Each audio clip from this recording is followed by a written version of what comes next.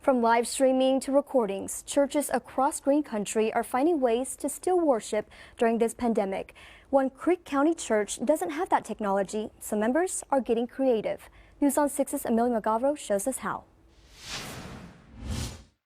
At the First Baptist Church here in Olive, Oklahoma, parishioners pride themselves on being a tight-knit community. So today it didn't matter how they worshiped, just as long as they were together, whether it was in pews or in a parking lot. If you'd say amen to that, honk your horn 3 more times. It's not every day church comes to your car. Honk those horns for us, come on!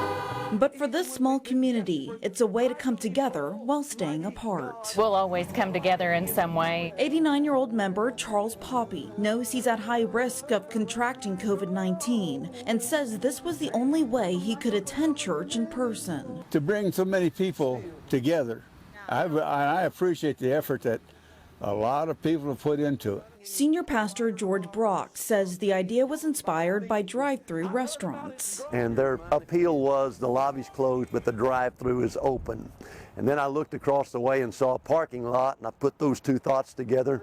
I thought drive-in church. Brock says the church doesn't have capability for online services. He says there are a lot of elderly members, so they wanted to take the situation seriously. Their health and the fact we knew they still wanted to stay engaged in worship, that's really what kind of spearheaded this. And with a parking lot full of parishioners praying on pavement, Poppy couldn't help but shed a tear. There's a lot of people that are really, really hurting, and they just look up.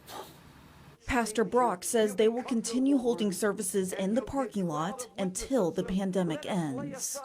In Olive, Amelia Magavro, Oklahoma's Own News on 6.